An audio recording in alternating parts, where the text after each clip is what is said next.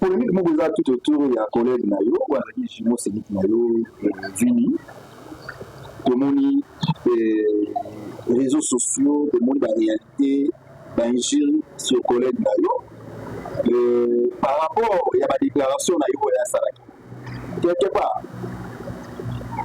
na lisu na ona na yo artistique ntango ozomona biloko ya bongo est ce que badéclaration ya Vini ezalaki bien ezalaki vraiment bien placé ou comment et puis par rapport à la réaction à Badou à Vinaï est-ce que c'est quelqu'un qui est bon comment donc mais quand même il peut vous expliquer ça parce que nous avons compris un débat sur le nom del SBDG Benguier et non Belgique auto soit à la contacté par rapport à la réalité soit à propos il y a fini et tout donc c'est dire quoi donc Patrick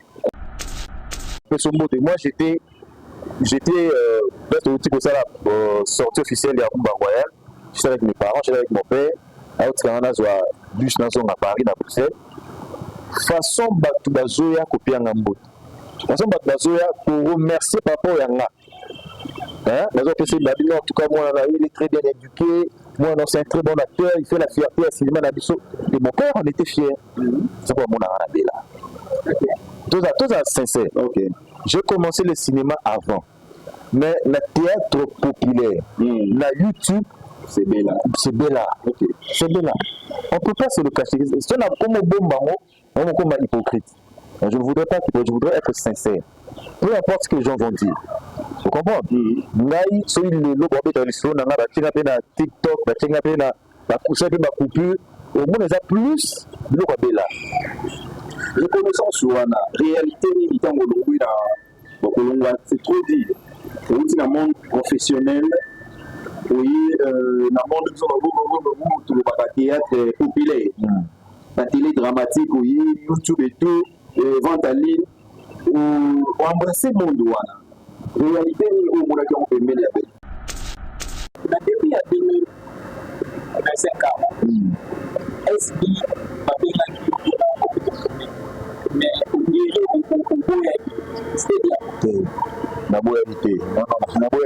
c'est trop dire. Est-ce que Béka peut ça pour tourner dans la place? Non. En tout cas, tout est clair dans le Cambouana. Maintenant, expliquer le Cambouana. J'ai été contacté je crois dans le mois de début mars. Je crois que c'est mon frère Serge qui m'avait contacté. On était sur un projet à PSB, il m'avait contacté pour un projet. Elle a déjà tourné. Mais c'est fait que, date à Pessakina, a dit que tout est en aéron. Alors, il y avait un peu d'exemplité, beaucoup qui nous jouent maintenant. Ça, c'est pas être professionnel. La vie est professionnelle. A dit que, dès la maison de production, quand on a besoin de toi, on va contacter, on va contacter à 2 semaines en avance. Que le décembre, autant se retourner le 17 janvier avec Béla. Okay. Si vous êtes disponible, le 17 janvier. Et quand tu es dispo, oui, je suis dispo. Mais si tu as un programme, la calendrier, non, le 17, on attend surpris. Là, c'est avec Béla. Mais à part ça, Belgique ne s'occupe pas de la vie. La tournée presque pas. Okay. La tournée par Dimana, les Béla, en tout cas que je salue d'ailleurs, je souhaite la présenter ma meilleure vœu. La tournée par Dimana, la tournée par Cardoso, la tournée par Angolela, la tournée la Ville la Candistar, la tournée. En tout cas, c'est Béla. Voilà, rivalité Wanga. Est-ce que Béla Production par rapport à une artiste et l'autre par rapport à la tendance où on a mis comme un théâtre, rivalité on a Espina Béla état d'artiste. Et il est comme voilà on est logo expliquer à mon humble avis, je crois que les 2 maisons de production sont à la top. Ok, ce sont des grandes maisons de production de l'eau. Pour bazo engagé bateau, bazo travail qui se bat pour les lourds. On a aligné Moussala, elle est là à temps plein. J'ai vu le goût du travail. Tout le temps, sur la coulisse, il y a K48. Oui. Séquence Souana, on a joué tant au coup d'un Kenya. On a eu quelques Kenya à Zavedon, on a fait la joie finie. Voilà. Au moni séquence Souana. Mais tout ce qui image eza bien na making of ezalaki je sais pas mais sur otali la manière dont j'ai joué c'est le coaching de Belgique. Okay. Moi j'ai proposé autre chose.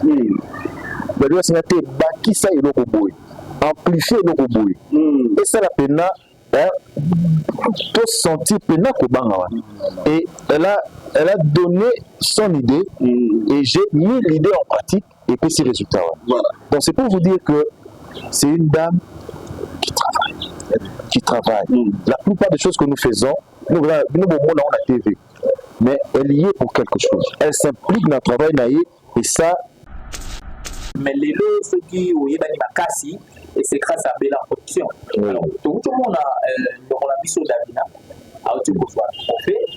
Il y a Nana Kowa, si je ne me trompe pas, des trophées. Moi, mon père, moi, si je fais sur la Bella Production, il y a une idée, on a fait des concerts à péter, dans la répété, si je ne me trompe pas. Parce que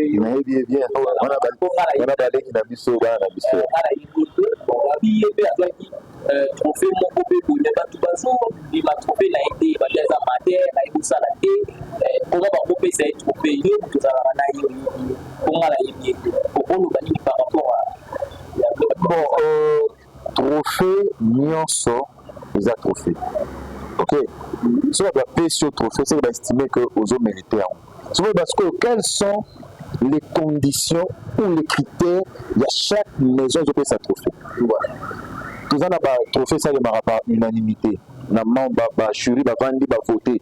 Le jury va décider. La tali évolution, tout. On a un membre du jury. Peut-être qu'il n'y a pas de ça, on en a même parlé. À tout moment, vous évoluez bien. Donc, moi, je suis un artiste. Bellevue, Aïbi Moussa, on est là. Aïbi que tu vivras dans un.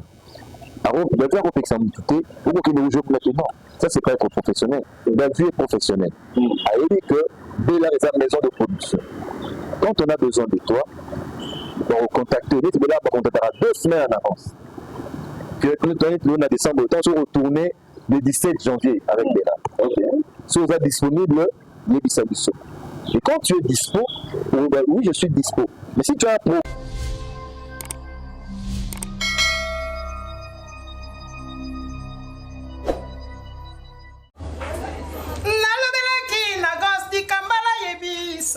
na baninga nyonso José Mukeba Lili kia mwangana PDG chez la Londres mbakanga kinga minyololo na maboko mabeta kinga fimboneti mwana nyoka binemi na bakamarade bayangani mayeba kite moto na etole na gose ikambala Nzamba tika bana na ete Gosi di Kambala na baba vuanga na bino canal 1 chaîne bino ya tika YouTube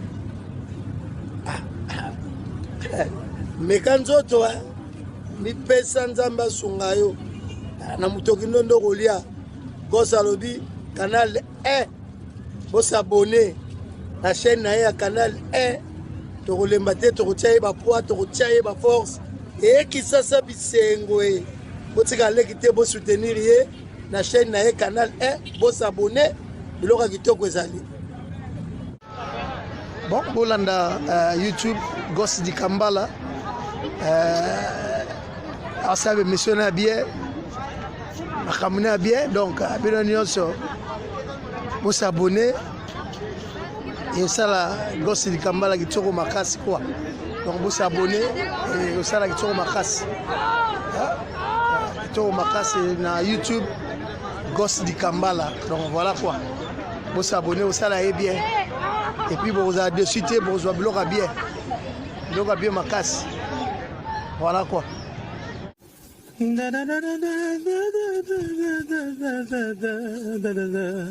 Suivez tout le monde.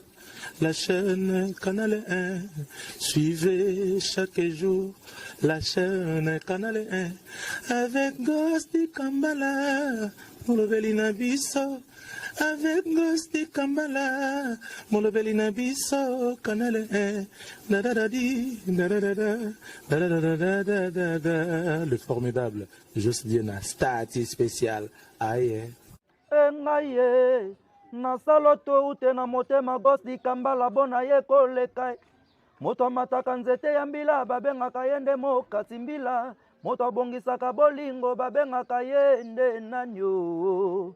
Nakomo sila nzoto, nakomo bela nzoto. Alors banakini bo s'abonner massivement na Canal 1. Hein? Donc bo s'abonner bo za la décité bo zo ba news a bien. Mais Gosti Kambala ba sepelano makasi basala assembla. Toujours check, jamais pareil. Boyi kaka kokende wane komi mandada mene. Maya komi milanga yo zo kate gose. Yesu singa. Gosti Kambala, c'est pour bientôt. Les héroïnes Gosti Kambala, pardon. Balobi boye baraki na minito deux fois. Makambo ye, oh nyonso ye bagite ye basiko. Voilà.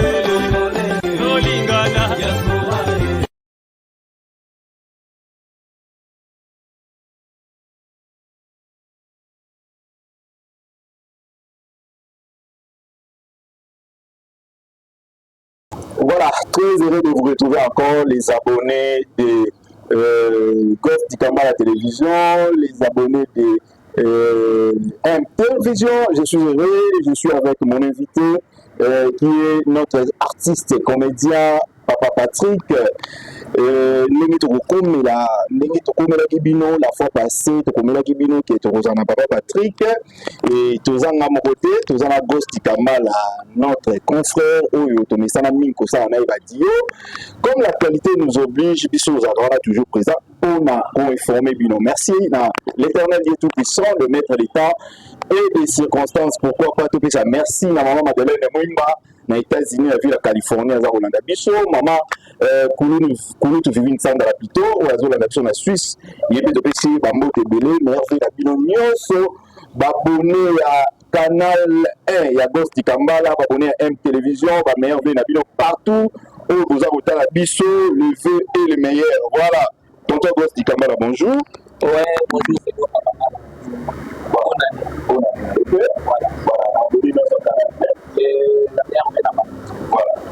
Voilà, merci beaucoup. Nous sommes avec notre invité, Papa Patrick, où il faut l'organiser la production, et bien Madame Benzi, en tout cas, la famille Bota, la famille Bota, la maman, papa, la famille Bota, Pino, sur la famille Bota, au Bolinga Star, en tout cas, Papa Patrick est un artiste au Lélo, a une image, mon roi, ça quand même le meilleur, a coupé ça, Elengi, a coupé ça quand même, Tony, conseil, les amants naïe.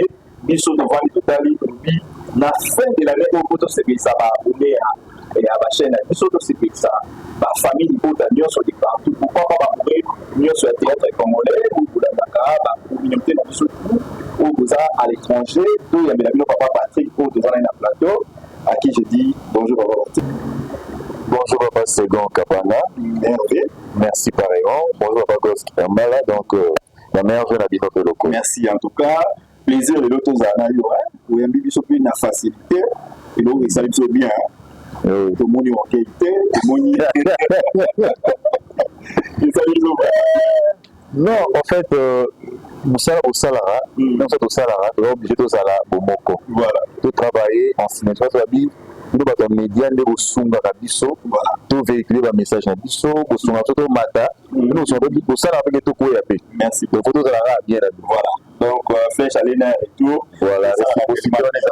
Voilà. Alors Papa Patrick, toi tu as la biso, premièrement, qui est Papa Patrick, et carrière de Papa Patrick, Papa Patrick beaucoup la famille de la production, a bimi, Tanaï, a fait ça ma n'est-ce pas la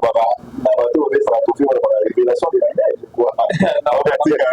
Papa Patrick a mimi et tout, Papa Patrick a outil wapi, Tikou n'a pas la production, Papa Patrick succès au Eza, non. Éviter tout ça dans bateau, image à Papa Patrick, après ça bilan et puis au plus ça va quand même. Papa Patrick a mimi wapi pour faire mon nom. Voilà, très bien, merci, c'est bon. Papa Patrick a né d'une famille normale, pour l'exemple Patrick Kabundi Chikamu, les amis m'appellent Ramsès, voilà. Naza deuxième, ou 12e, c'est une nation dans la famille, mais Naza 12e d'une grande famille, une famille nombreuse, aux 22, na Boutami na Bujimaï, na Kinshasa mwana mukie, na Tangi na l'école de Kinshasa, je vais lutter, na salle de primaire na ngai, Frambois na salle de l'humanité na ngai, puis Belle Campus, place na eu diplôme na ngai à licence en relations internationales. Alors, Moussala a théâtre, na des passion. Ok. Des passion, na bani on mwana mukie, voilà. Na bani on église catholique. J'ai commencé les passions, ils avaient la carte na j'aime les voir les gens jouer. Et na bani on a église catholique, na Saint-Charles de Loire à Bandal. J'ai été encadré par Baye Agouka. On a dit Kizito. Ok. Donc, là-bas toujours il y a Thierry Dessiwa. Il y a Cathy Nona, il y a Zozo Mavakala, il y a Lolo Chakembo, il y a Safi, il y a encadré Bisso, il y a Théo Malessa, il y a Tozo Kola, passion des Alaki, il y a théâtre, j'étais encadré par Thierry, il y a Siwa, il y a Moulumba, il y a Moulumba, il y a Moulumba, Thierry, il y a Siwa, et quand on a connu le théâtre dans l'église catholique, j'ai rencontré il y a Willy Chango, na les élites de Luanga. Il y a Willy Chango, na Papi Maurice Mbouiti. Papi Mbouiti. On peut passer sur ce film à l'époque, il y a Noël, il y a Jésus. En tout cas, celui-là, il y a 93, 94. Voilà. 93, 94. Il y a théâtre église. On a l'église avec Kizito, on a la théâtre église. Et il y a Willy, na Papi Mbouiti va découvrir un aïe. On a joué, mais après, moi, ma famille, a joué vraiment de rigueur. Donc, les études d'abord. Alors, j'ai dû arrêter avec tout ça là, je me suis concentré aux études. Quand on a signé ces classes, on a képé dans Bouzou Bouchimaï, on a postulé en 2006 comme député provincial. Malheureusement, on a un député malheureux. Je suis revenu, la zone de la Bani assistant dans la Belle Campus. On est assistant dans la Belle Campus et on a continué l'administration Belle Campus. Mais comme la passion était forte, on a mis loin dans la salle en cas. En 2008, il a été pour intégrer la compagnie de théâtre Les Béjards. Béjards, c'est une compagnie de théâtre classique, un théâtre d'intervention. Mais la banisse qu'on a le théâtre dans la Béjards et première série télévisée dans Salaka, ils ont Pangiam. Ah, Pangiam, c'est Pangiam. Ok. Je vois. J'ai joué dans la TV5. J'ai joué le rôle principal, il y a Vincent, le Premier ministre. On a dit député, on a eu ministre. Donc, la saison, on a boum, la série, on a boum. Et nous, c'est la film de monde en 2008. Moi, c'est le premier film, on a participé en 2008. Kadi Kiat. Les a dit film de monde, il y a commande, il y a RCN. Les a dit ONG Moro, il y a un droit de l'homme, droit de l'enfant. En collaboration là déjà. Mais ici, quand on a découvert Bénin Dakar. En 2008, nous avons déjà. Ok. Si je ne me trompe pas, la Pangia, vous avez un prof aussi. Voilà, donc vous avez un prof, papa, quand vous avez un carrière de Kayoko, j'ai Bavondiana, professeur Elbas, maman Agnès, maman Annie Biasi, donc grand Dieu, il y a Romain Domba, tout ce grand naïna. Ami, moi, j'habite à Fouti, des gens Jean-Pierre, c'est un ami, je crois, avec un Pagnan. Je crois qu'avec un Pagnan. Jean-Pierre peut évoluer net ou peut-être ma fille Mébé, c'est de l'argent. Jean-Pierre, c'est un ami, un très grand acteur aussi. Talentueux, ça. Donc, évoluer là, donc, on a un monde de cinéma, où il y a ma beau qui était le cinéma. Voilà, cinéma, on doit avoir un cinéma professionnel. J'ai évolué là-bas depuis 2008. Mais tout le monde a ok. Mais on s'est rencontré dans la Belgique en 2022. Et quand on a été là, soirée moi mon guitare, on va confier mon guitare. On s'est vu là-bas. Finalement, j'aurais besoin de toi. En tout cas, on a bien là où on est retourné. Nation on est bon, on est comme Rosé là. Comme tu Banaki, c'est une sœur pour moi, c'est une amie. Zélie et Salamité. En 2023, le mariage à Amina. Tout est sur le mariage. Mais tout le monde a fait et c'est à partir de ce moment-là, je crois en octobre 2023, que j'ai été appelé par de la production. Par un message à CG, Sylvie, la Benyanaï, et c'est comme ça que l'aventure Yangana de la Rébani de 2023 Tilé. Voilà, voilà pour comprendre le parcours, il y a Papa Patrick, Nabila Production, Gosse du Kambala. Voilà pourquoi Patrick, Nabila Production au Rouméli, mais question moi intérieuse. Depuis il y a 2025 ans, est-ce qu'il mais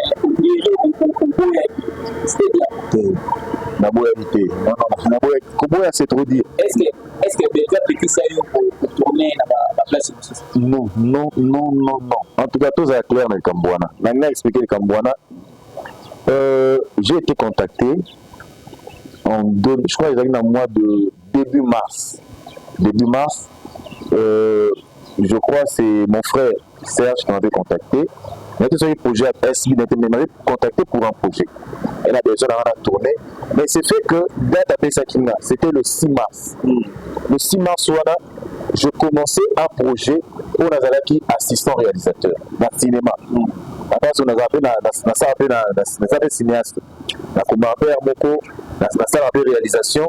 Alors, j'étais premier assistant réalisateur d'un projet au Taï France, la série Boomerang. Et c'est expliqué déjà. Et la 4 séries, on a tous les Manu Tara, Flavien Mwaba qui sont des amis pour moi, tous les Patricia Bouloba, tous les Belé. Alors, j'avais déjà une responsabilité. Ok. Quand on fait contacter un FC, on a expliqué que le projet Serge Louis. C'était pas un problème. Donc, les acquis, premier calendrier. Et après, tout le monde en a Serge Matin et Papa Richard, on en a même parlé. À tout le monde, vous évoluez bien. Donc, moi, je suis un artiste. Bellevue, a dit Moussa, on est là. A dit que tout est dans la alors, il y a déjà une examinité, pourquoi que nous jouons maintenant?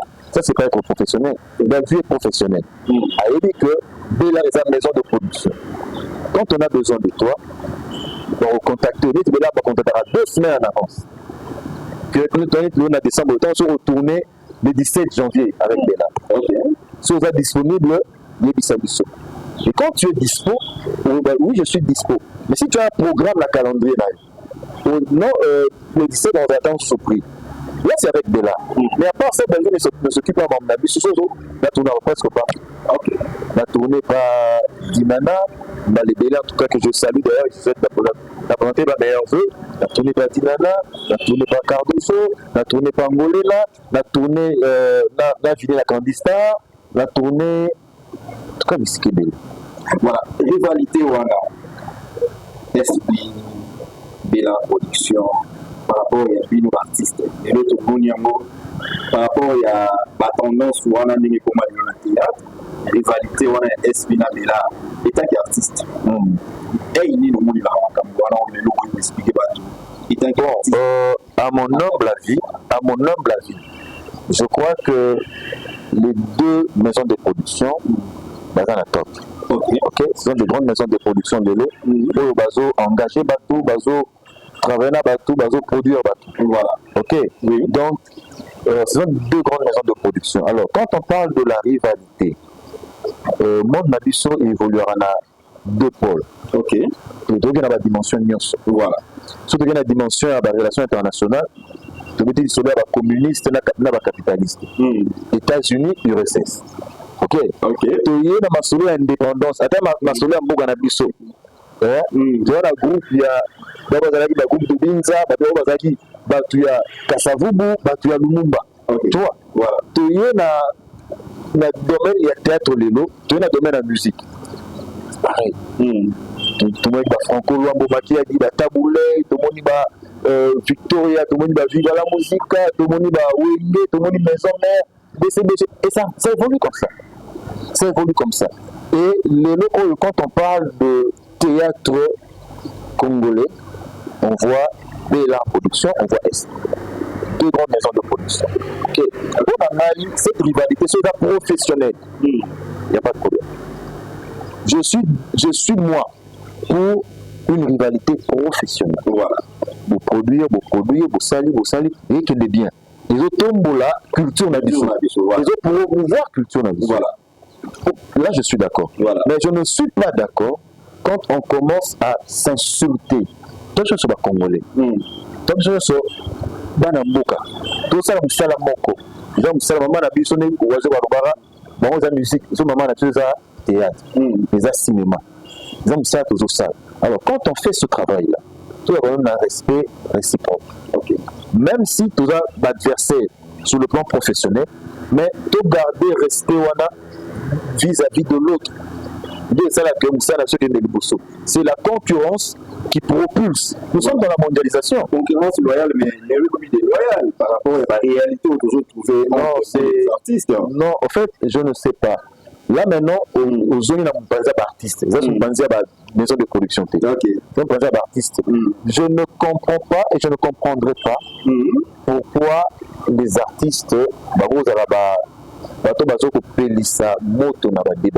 conflit. Les artistes, on ne peut pas faire ça. Un artiste, c'est comme de l'argile. Un artiste, c'est comme un instrument. Il y a un micro. Aux yeux, micro pour ça l'émission. Même micro, si vous avez une émission, vous avez un micro. Un artiste est un instrument. Alors, un artiste ne peut pas être au centre des polémiques mal placées. Un artiste ne peut être au centre des injures. Non. Artiste, ça vous ça, vous savez, à gauche, vous savez à droite. C'est son travail. Il fait son travail. Il n'est pas là pour insulter les gens. Okay. Ou pour alimenter des bananes. Voilà. Avant ça, Nico et pas à Gosti Kambala, tonton Patrick. Polémique, moi, vous avez tout autour, il y a un collègue Nayo, ou un Chimo Sénik Nayo, Vini, Tomoni, réseaux sociaux, de monde, la réalité, d'injure sur collègue Nayo. Par rapport, il y a ma déclaration Nayo et à Saraki. Quelque part, Nali, sous un Nayo artistique, quand vous avez est-ce que ma déclaration, il y a Vini, Isaki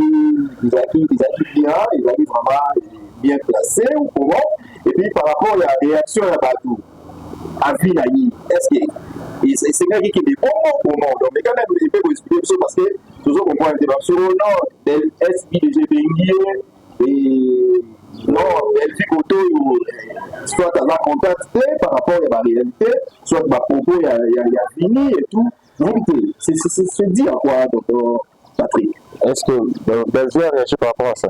Non, toujours par rapport à la réalité. En fait, c'est les rumeurs existent, ça c'est normal. La capture, toujours on a. Oui, la rumeur existera. Mais moi je crois que pour ce problème, je ne suis pas mieux placé pour ajouter un commentaire ou pour dire quoi que ce soit.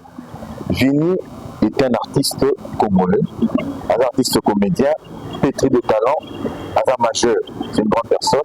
Je crois qu'il sait ce qu'il fait et il sait peser ce mot. S'il y a un problème, mais écoutez s'il y a un problème. Donc il a conditionné. Je crois que Vini sera mieux placé pour écouter un âne de Konaï. Mettons les femmes de côté. Je prends Bellevue et Vini. Ce sont des frères. Bellevue a sa sœur et Vini. Par contre, famille mort à Simba. Tu vois? Oui. Alors s'il y a un problème, moi je crois que Maître Mikol va ça là, va au Koutana, va au Solo. Peu importe ce qui se dit dans les réseaux. Je ne sais pas le soubassement, je ne sais pas la réalité, ça je ne maîtrise pas. Mais seulement s'il y a un problème, va au Koutana, va au Solo. Donc, à mon humble avis, je peux dire qu'il n'y a pas de problème parce qu'aucune réaction à Belgique, Vini à s'attaquer personnellement à Belgique, je ne sais pas en tout cas. Donc, il y a un problème entre deux personnes. Okay. C'est ça aussi, et le mot photo de la CT, nous sommes dans une société des humains. Tous abattus. Même les mariés, dans le foyer, il y a toujours des petits problèmes. Okay. Dans une société, il peut y avoir un petit souci, un petit problème. Mais les problèmes entre deux personnes ne peuvent pas se régler dans les réseaux sociaux. Les réseaux sociaux, ils ont pour des communautés. Donc, on va dans les réseaux sociaux qui vont vous donner des solutions. Les gens vont commenter, les gens vont spéculer, les gens vont tirer en longueur, mais tout le monde a repris une solution à ça. Alors, la solution, quand il y a un problème, c'est de voir son frère, c'est de voir sa soeur, c'est de parler. Alors, qui est lésé, qui n'est pas lésé, ça je ne sais pas. Okay. Ça je ne sais pas. Votre gosse du Kambala, Umba Royal. Voilà. D'accord, Patrick, acteur principal. Ça s'est passé comment? Effectivement, les solos, comment on a les solos à Umba Royal, c'est une histoire très intéressante. Et ça fait partie de l'expérience professionnelle. Comme je vous ai dit, ma bandi cinéma en 2008. Ma seconde film de Bélé. Et dernier film, c'est que vous avez un tremplin il y a Umba Royal, ils ont qui fait cop. Le film a fait cop, je crois, il s'est sorti dans la showbuzz où l'acteur américain Richard Jones Sayaki, je crois que Billy les a dans le Billy les a. Bayaki Wana, et j'avais le rôle principal dans le film de appelle. Et ça a dit que Batou, mon avinda. Donc, on a lancé casting et ça va qui en ligne. On a lancé casting en ligne, tout ça lié en haut, tout tindi la vidéo. Et d'ailleurs aussi un truc qui est en présentiel dans le centre Wallonie-Bruxelles. Ma fille, la Gombe, Tokendaki, tout ça les casting. Et après une semaine, je crois, 1 ou 2 semaines, j'ai reçu le mail pour dire que j'ai été retenu. Ma rôle, le rôle, il y a eu la tranche d'âge en fait. Il y a eu un rôle, les acquis délai, ma rôle, les acquis de 40 à 50 ans, je crois, rôle, dans sa casting, on est à CC. Dans laquelle, vous avez moins de délai, mais Dieu merci, c'est là qu'il a joué dans maille, on m'a arrêté dans le rôle. Et c'est comme ça que l'aventure a commencé.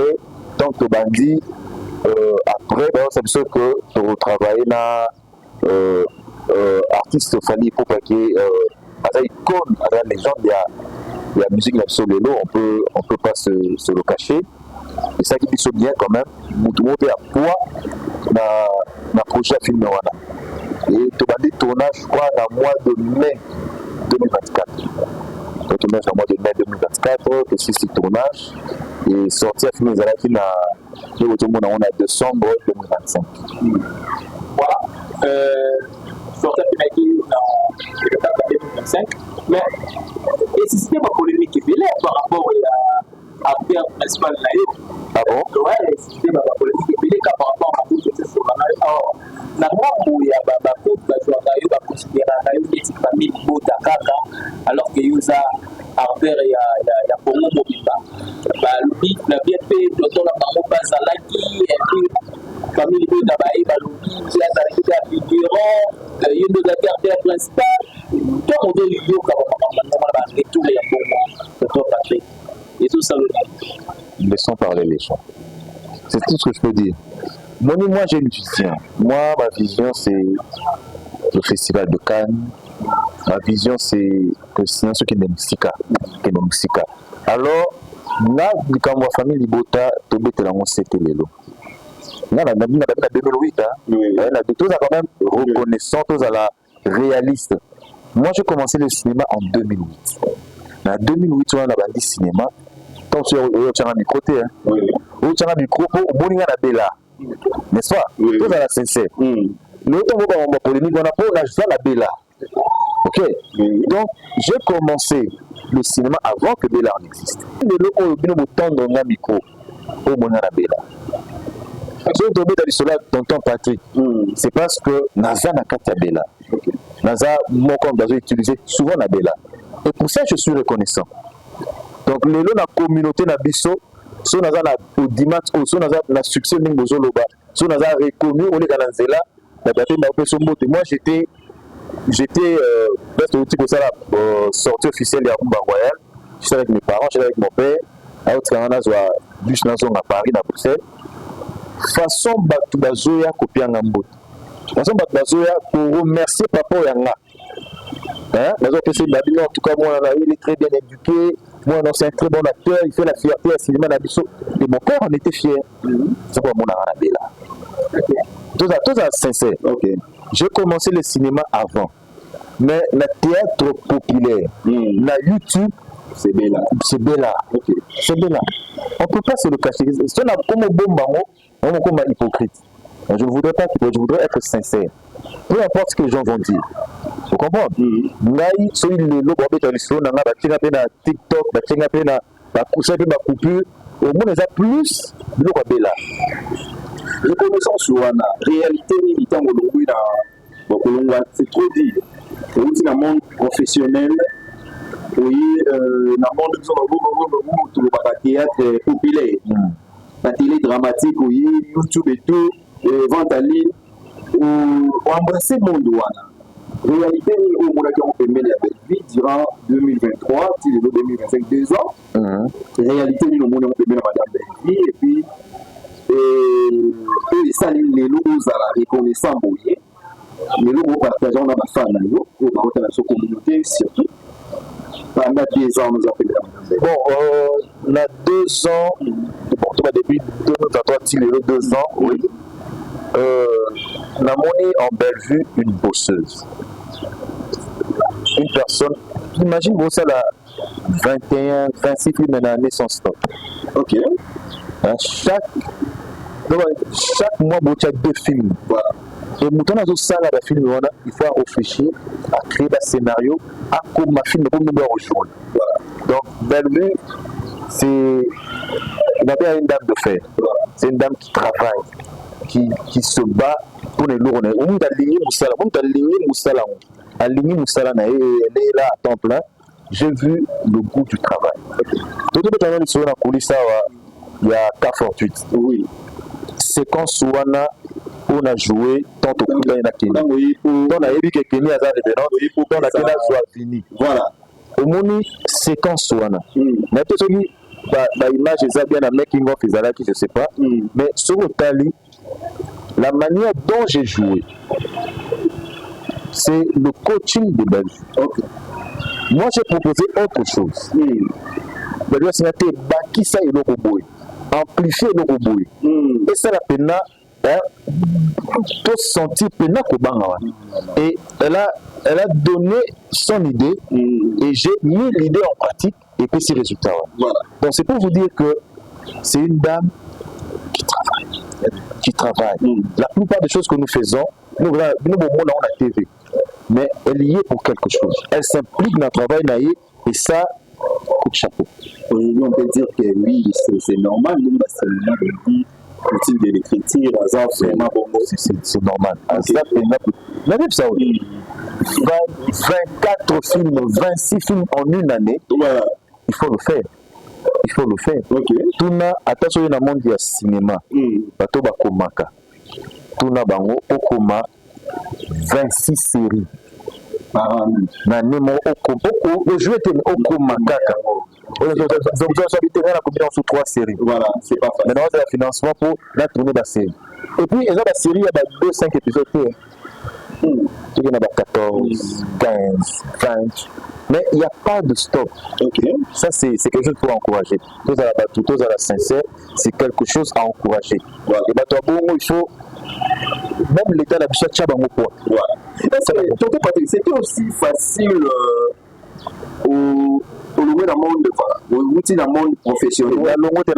Oui. Dans un place, on est qui m'a remarqué. Au monde professionnel, na hivi théâtre classique n'est pas la boss du Kambala. Oui, dans le monde théâtre populaire, où va couper la action les a ébélés.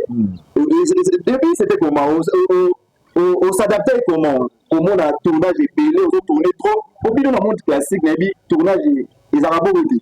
Pour retourner les lots, retourner tableau après 2 semaines après un mois. Film est à 1 heure du temps et que ça a bien atteint 2 ans, 1 année et tout. Voilà. Et c'est comment c'était pas trop surprenant parce que déjà, Nami Mekaki déjà na Marambouana parce que avant, la salle qui c'est Momi Balé Satou, na Melina Bombo, na Bombo, je crois, il y a deux les na Bisso TV, les femmes sorcières. Là, les hommes sont des menteurs. Voilà. Là, c'est mon promesse au Saginaï avec Mélina et Siva la vie.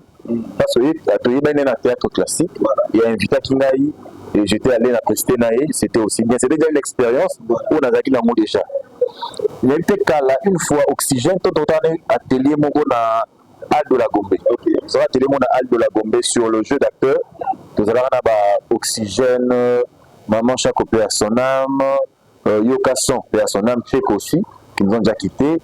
Pascal Sangania, Véro Kakwa Débat, Julie Atachko na B1, je crois. Journaliste à B1 P. On a un jeu d'acteur avec Romain Domba et avec un blanc comme on est Kiminga qui est devenu un jeu d'acteur. Après, il y a des choses qui sont la chaîne, mais il y a répété. Il y a une chaîne des avis juste à Charou en vente et tout. Mais je crois qu'il y a répété tout cas de tournage. Papa on a mis à faire des beaux. Commandant Mundanganda, après bon, la série est bien montée. Mais ils ont demandé d'exercice. Alors, quand on a dit le monde de là, c'est bien la commodité. Mais il y a une différence. Quand on est dans le cinéma, selon les normes cinématographiques, il y a la prise ébélée, il y a la réalité ébélée, il y a l'exigence ébélée. Donc, quand on a la caméra, il faut s'assurer de la lumière, il faut s'assurer de la son, il faut s'assurer de la prise de l'union sur Rosoa. Donc, Rosoa, scène mon contre Rosoa, cette prise. Donc, c'est toute une équipe, justement, c'est toute une équipe autour. Et quand on reçoit la prise scène là, cette scène-là peut avoir plusieurs prises. 4 scènes dans le jeu. Donc on a toujours parlé. Mais l'autre, on va dire, c'est cinéma, ça bon. Quand on est sur la route, on va sur large, on va sur plan serré, on va sur gros plan, même Maloba, même toi. Ce sont les mêmes choses. Et moi, j'habite sur 1 heure. Voilà. Donc on est le cinéma et Kendara. Ils ont pour le cinéma. Ça nous tombe sur Brossala par jour. Dans la normalité, je pense, Brossala attend sur 8 scènes dans le tableau. Mais si on a 8 tableaux, on va beaucoup c'est ça l'échec. On va beaucoup 25 tableaux dans le jour. Si on est dans le cinéma, tout ça, il y a 25 tableaux. Ah! Tu vois? Donc, c'est ça la différence. On a remarqué qu'il y a un petit. On va trouver la 30. Tout ça, le bouquet, il y a 25 tableaux. Oh mon Dieu! 25 tableaux, on a 5 jours. C'est normal. Donc, c'est un peu ça. Donc, tout viendra progressivement dans le cinéma, on viendra progressivement pour respecter la norme. Ceux qui sont les aboués. Parce que ce sont les habiletés. Il faut un bon son. Autant que les chaînes internationales, tant dans le temps, autant les cambossons, la son, les lumières, les images, la qualité matérielle, tout ça, ça compte. Mais des fois, on a beaucoup. Le plus important, c'est tout ça, c'est les donc c'est ça. Voilà, donc Patrick, question et curiosité. Bellevue na Rumba, donc vous présentez un mot, Rumba, tout le monde a fait participation à Bellevue. Vous avez fait participation ailleurs ou Bellevue a eu une invitation, et il y a moi qui connais une invitation. Donc elle a été invitée à participer à la projection, à l'avant-première, une invitation personnelle si je peux le dire. Voilà. Mais parce que c'est souvent le jour où on a été en terre, parce que souvent le président comité dit moi, ça là, pour la dame, ça la dit partout. Pardon, la dit. En fait, elle a été invitée et elle a répondu à son invitation. Donc, c'est une marque de considération. Bellevue a aussi là si nous avons film donc ce binoka va résoudre ça film to ça na Bellevue na Benoît Kadi voilà jouer le rôle principal. Cette histoire là est une histoire de mariage précoce et c'est Bellevue qui avait joué la petite fille mineure au Bagné Babal ça na Makasi. Donc Bellevue ça déjà dans le monde à cinéma et à celle que le film est bien dans le monde à cinéma. Je film sur la vue en haut pour le rappeler déjà la semaine divise à l'autre réalisateur absent la fin qui n'a qu'ils ont si la vue en haut car bien le monde pour bien pas encore romper et ça a été sensibilisation dans ma casse avec RCN voilà ben dans le monde du cinéma ça c'est les gens ignorent à outil na théâtre classique à outil na cinéma à y na théâtre populaire à salivant na théâtre populaire et les gens commis responsable patron de la maison de production Bella. Voilà. Donc elle a un parcours. Voilà. Tonton, la synthèse d'ailleurs, la question c'est pour lui au Banda cinéma Kala, c'est vrai, mais les lots ceux qui ont Yébani Makasi et c'est grâce à Bella Production. Alors tout le monde a mis sur Davina.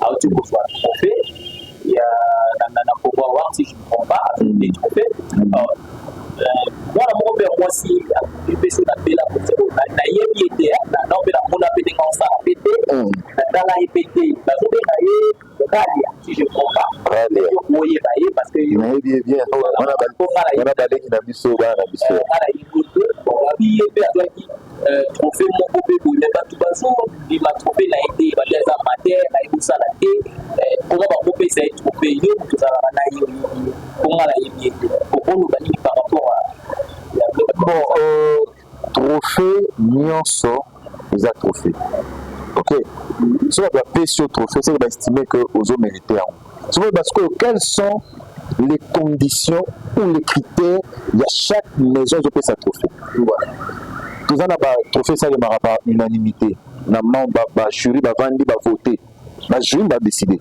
batali évolution ya motu wana bamembre ya jury oto bapesaka motu trophée motu azwaka trophée mwa yebi te bape opesa trophée motu bazaka surpris bu oganye babengi non oza na trophée trophée mosusu ezalaka bakaboli public na jury bapesi 60% voix ya public 40% voix ya jury eza na batrophée mosusu ezalaka seulement le public qui vote sikoyo Congo Award atiaki critère ya vote Ralia azaleki na biso aza mwana na biso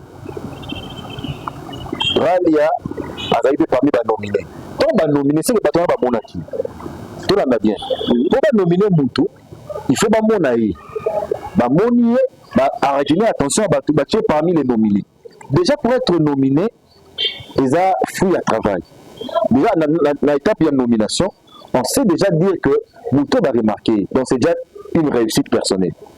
Vous comprenez? Ok. Pour te vendre du babi, le lot autant à journaliste ou au sa trophée. Batangi second, batangi gosse. C'est le monde à Moussa Nabi. Ok. La retenir de ce habit, public, il ne peut pas voter. Ralia, c'est une TikTokeuse. Elle rappelle à TikTok, elle rappelle à vieux bébé. Ralia a joué dans ce coco. Ralia a sarà de l'eau, on a un attention, c'est rappelle à TikTok. Oui, quand on arrive à la sur Tali, à 20K, 40K, 50K, sur Batouana, mais ma faute. On va voter par rapport à TikTok, par rapport à son. Oui, par rapport à Coco, à TikTok, à Bella, partout dans mon arrêt. Va s'intéresser à eux, va voter. Parce que les admirateurs, ce sont les admirateurs qui vont se concentrer, vont voter massivement. Tout le monde a un superstar. On demande aux gens de faire quoi? De voter. Chez nous, c'est aussi possible. Pour faire un match, on a. Moi, un trophée mort de Moutoupéna, on a la bataille, on a dit qu'on a américain monté. La du salon, papa Patrick Assali. Il faut que papa Patrick nous donne un trophée. On a bateau, bataille, Moussa, papa Patrick, on va organiser le trophée. C'est ça maintenant le problème. On va organiser. En fait, nous aux aboués, et ça, le bateau, balinga abisso. Il y a un bateau, balinga abisso. Il y a un bateau, balinga abisso, car bon, mais c'est moutou normal. Tu vois, sauf que le bateau, on a battu le lobby. Est-ce que tu remettre en cause Moussa, non. Donc, tu respecter Moussa, tu respecter le bateau, petit trophée, parce que tous les trophées du monde, la plupart, ont toujours été contestés. Ont toujours été contestés. Voilà. Mon père a 4 courants. On dit, on dit, encore un frère. Mais sur tel Moussala, à cette époque-là, c'était le travail de quartier là. C'est ça. Donc, et puis, si on va on va respecter, tant mieux. Tout le monde est libre. Okay. Nous sommes libres d'accepter ou de ne pas accepter. Bien. Nous sommes dans un monde de liberté. Bien. Et dans la sous-émission, échange dans l'artiste est fallu ou pas. Et ça, Yonini, la carrière d'ailleurs et tout. Déjà, c'est dans le monde de la musique, mais j'aime la musique congolaise. Okay. Et rencontrer Fali, c'était une bonne chose, une belle expérience. Il y a la star Méniamboka. Carmine était déjà 2026. Donc, à la 2 dates, la Stade de France. Voilà. Les 2, les 3. Donc, ils ont fierté à Congo. Voilà. Ils ont fierté à un Congolais ou à un Congo, moi, la banda, le Rolanda, à 2 Stades de France. Voilà. On ne peut qu'applaudir. Mais, au-delà de tout ça, la personne de Fali Ipupa, c'est une personne admirable. merveilleuse, une bonne personne. Une bonne personne. Namoni na mutuana l'humilité. L'humilité. Donc moi, sur l'ingé loco. À la type que sur l'ingé loco, au buka mapeka. Nous n'avons pas de la cinéma. Sur la pression, on a qui on a Patrick. Ndima réalisateur, Ndima metteur en scène, Ndima directeur artistique. Après ça, il forme où il y a l'ingé. C'est que on a vu en famille. Ok. Azaki. C'est ce qui startait, c'est ce qu'il fallait pour faire. Il était vraiment Daniel là-haut après ça. Il était humble, il suivait les instructions et il faisait ce qu'on dit. Non, mais dans le Solomon, on a dit que ce soit les ou pas. C'est tout ça là qui a souka. C'est Yabitumba. Otobundi pena. Na ba mouvement ça Yabitumba, pantalon n'est pas souki. Tu vois, ça fait vrai. Ça fait vrai. Et non, tout changer pendant parce que pendant tout changer pendant la tout changer pendant. Ah oui non. Écoute de ça livré. Le but moi même sur Yabitumba là mais katani tu vois. Na ndenga film trop éviter na ndenga normal de le non, il s'est senti à l'aise de jouer comme ça. OK. Là pendant le katani a joué et il était bien avec tout le monde. Il était bien avec tout le monde, on sentait pas que nous avons mis à l'écart. Non, il s'intégrait. Il s'intégrait. En tout cas, j'ai aimé travailler avec lui. J'ai vraiment aimé travailler avec lui. Et en tout cas, là, ça va tout le monde. Ça va falloir n'est pas orgueilleux. Mais bon, les sénats pour les Bibawa, pour tout le monde, il est la belle vie. On va dire que la belle vie, c'est pour comment on non, on dit, dans ma modèle, tu vois, on a dit, laissons parler les gens. On va dire parce que si on est sûr que non, en fait, il était admiratif. Ah, Ochubi, hein. Bon, on a dit, Ochubi, on a dit ma casse. C'est ce qu'il avait dit. Il était admiratif. Vous avez dit, bonne ambiance, bonne ambiance. Bonne ambiance. C'est une belle vie normale. À ça qui est compliment. Autant sur les expressions, attends. Ah, mais quand on a bougé, on a une photo, même une photo. Ok. C'est expression, non, c'était. Non, c'était qui regarde moi admiratif. Après ça qui était mieux avec. Parce que Fali, il fait des compliments. C'est quelqu'un qui est ouvert. À sa plaît. Il fait des compliments et à sa complexité. Soit c'est bien, ah, c'est bien, ah, ils ont quoi, tu fais bien. Ah, tu es bien habillé, bah, tu fais bien. Il le dit. À sa on a boudé, on a complimenté au monde entier.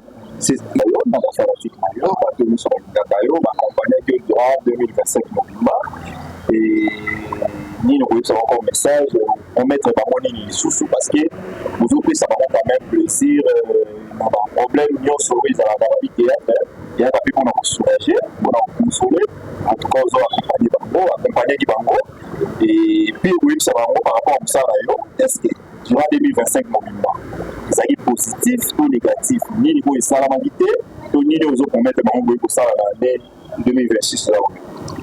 Bon, ce qu'on appelle ça un remerciement, Nangaï, comme tu l'as dit, c'est le montant, mais le maître de temps et des circonstances, c'est Zanzambé. Alors je dis un grand merci à mon Dieu, le créateur du ciel et de la terre. C'est lui qui a créé toutes choses. Si nous vivons, c'est grâce à lui. Donc, je ma bon moi. Oui, c'est là que tout le monde mon colalelo. Tout espéré pour Kota 2026. Donc, je rends d'abord grâce à Dieu pour cette opportunité à du saut.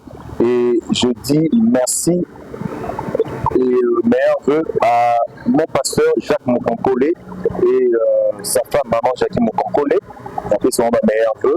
Et à la grande famille Chikamou, parce que moi je suis un Chikamou, à la grande famille Chikamou, vous avez payé de 22. Ok. Donc, on va discuter 22, on a aussi ma beau-frère, ma belle-sœur. On a 44 donc ils ont donné un bébé. Mais je dis meilleurs vœux à mes beaux-frères et mes belles-sœurs, à mes frères et sœurs. Je cite donc Kapoukou, je cite à Kei Bichi, type, na Paris. Merci et en tout cas, bah, merci aussi la raté. Merci à Mogli. Voilà. Merci à mon beau Eddie. Hein, Simba déjà Kamalam. Mon beau Eddie. Merci à vous. Merci à mes belles sœurs. Merci à Patricia Kiosa, à Grace Kibiang. Merci à tous ceux qui soutiennent ce travail. Je dirais comme ça un grand merci à la grande famille Libota. Hein, famille Libota, donc pour dire grand merci à la grande famille Libota.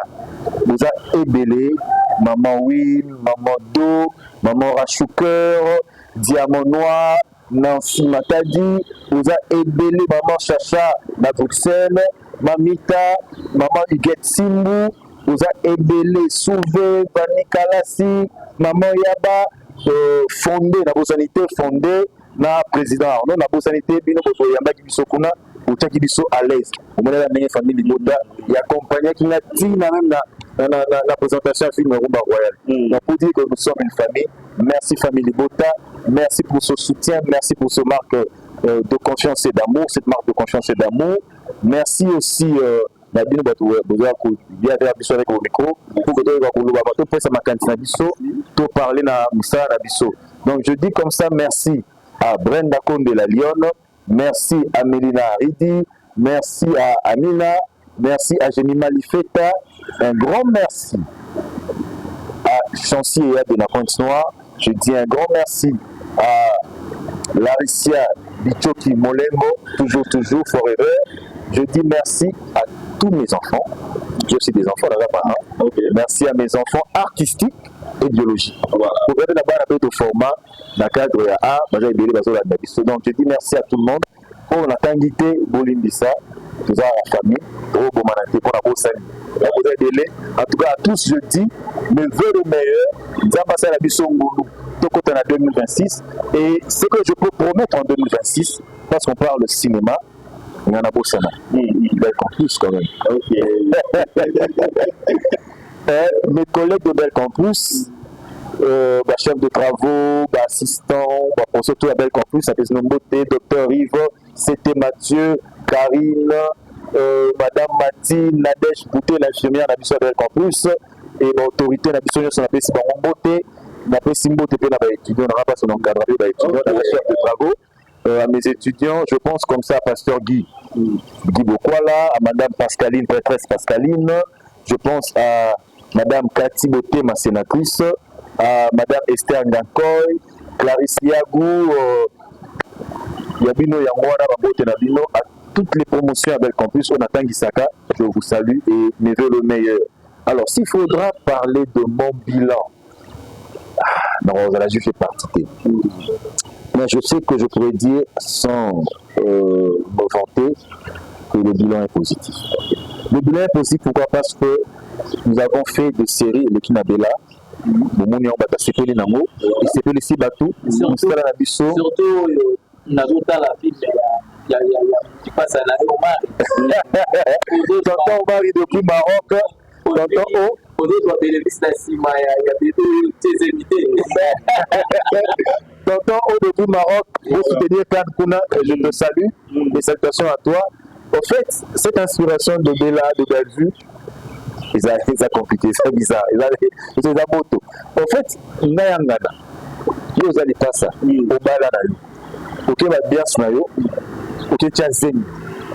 Au souné, il y a des wana. Il y a un peu de malam, même moral, même moral, là, son ande wana naï. N'a rien de libakou. N'a bêti libakou na zeni. C'est cool. Very much. C'est la faute de la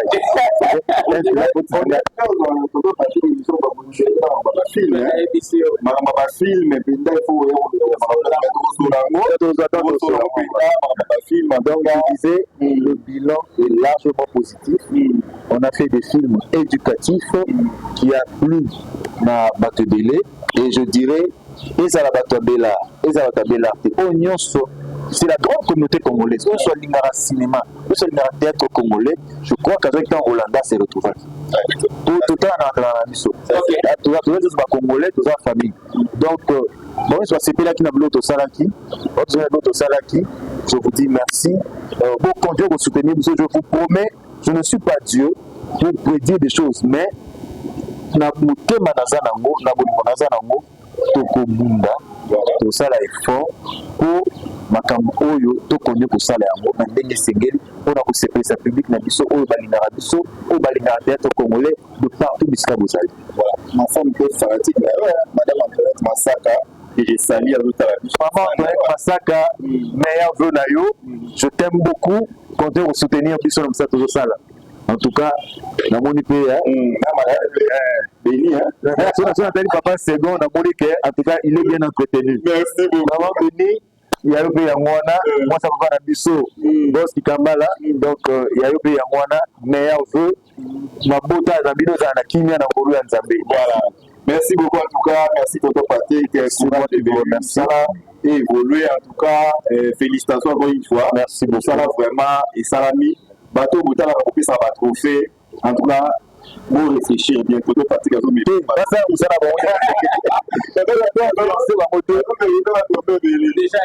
il y a remarqué rapidement, c'est moi Belbi avoir c'est pour bientôt là. C'est pour bientôt. Et ça, déjà, ça va bien. Le 31 décembre déjà, au fond, là, lien sur la Google, voter. Vous votez, vous s'appelle Simon Nane. Je crois, il y a un peu de photo, tonton Bellevue promo. En tout cas, merci pour ce grand travail que tu fais. Bien Maman Dodo, na équipe mobile, vous travaillez pour la Bellevue avoir deuxième édition. Donc, nous invitons le public, nous invitons tout le monde à c'est là le 31 décembre à minuit. Bon, ça go. Ok. Donc, on a déjà la catégorie, maintenant, la formalité. Attendez le 31 décembre pour voter votre nabino. Attends, vous voter. Pour voter, ne bon pas. Donc, vous ne pouvez pas dire que quand vous Patrick a eu trophée, Patrick a mérité, vous ne devez pas voter. Alors, quand vous nabino abima, vous votez massivement. Vous n'avez pas voté, vous n'avez pas voté, pour vous bino bolingi, abima, pour polémique les arrêtés. Donc c'est un peu ça. Et si vous me permettez, on a cette information, on a cadre en tout cas, merci. J'informe aussi le grand public, il y a Kinshasa, que le 4 janvier, il y a une soirée de gala, il y a des choses ouvertes à cinéastes. Donc, pour Zalawana, le musée national, en tout cas, pardon, la CENI, on est sur la ligne arabe, ils ont la populaire, ils ont le cinéma. Pour Zalawana, sur le 4 janvier, na musée national, ils ont $10 il y a pas. Donc, ce bien pour partager moment en échange de vœux, na acteur au Lingaka. Na lancé appel na famille Libota Mobimba. Na lancé appel na structure Nyon sur toutes les maisons de production. Pour nous que vous allez représenter. Donc, la série na batu Nyon sur ba somba billet, tokutana le 4 janvier 2026 na musée national pour cette grande soirée du cinéma congolais. Le cinéma englobe tout. Maboke est un cinéma made in Congo. Mais le cinéma englobe tout. Et ça la Maboke, et ça la YouTube, et ça la cinéma. Bissonion, c'est au le 4 janvier 2026 na Musée national. Moi, je serai là et je vous attendrai aussi. Voilà, merci beaucoup, tonton Patrick. C'est un honneur pour nous et à Bourg-en-Bayon. En tout cas, le plaisir partagé. Je dis que c'est la première fois. Non, nous serons là photo sur le gâteau Kabola Makantina. Voilà, merci beaucoup. Merci, c'est quand tu le bas, je suis sûr et certain que celui comme moi, c'est ça, il y a pas de problème. Donc voilà, je dis merci, c'est bon. Merci, moi je dis merci maman là c'est semaine que papa José na Bruxelles, maman se fait la quête de la Paris, la maman qui est moi ici, maman qui est au Catou, maman qui fait deux satisfactions, maman Anada, il y a Sylvie Toïtoli, il y a Sylvie, maman Asper, pourquoi pas l'impératrice maman Marie Tabora, respect, voilà, il y a pas rapport à ce qu'on fait pour la vie, aux États-Unis, le qui sont dans le typique, maman va d'abord aux États-Unis, pourquoi pas maman la maille à l'Angleterre, maman Flora, dans les États-Unis, rappelez-nous, ils ezaki anniversaire ya maman Godwin Lobi. Maman Godwin, en tout cas, nous avons un bébé Tilelo. Bon anniversaire à toi, que Dieu te bénisse abondamment. Bon anniversaire à ma tante, tantine José Chabou Mukendi, tante à jeune. Donc, maman Moro très cool. Bon anniversaire à toi. Comme on t'a dit, maman Marie Taboura Pena. Maman chérie à moi aussi. Maman BBC Boy. Maman BBC, maman Esther. Donc, toutes ces grandes personnalités, ces grandes dames, ces grands messieurs qui nous soutiennent. Voilà, comme je disais,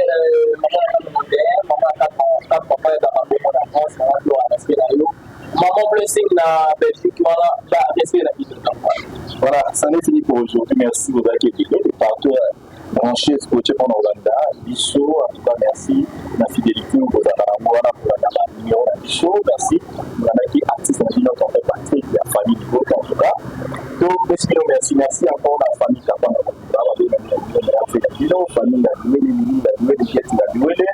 Et ma grande sœur de France, Jacqueline Merci en tout cas. On va, je vous s'abonner, vous abonner, vous partager.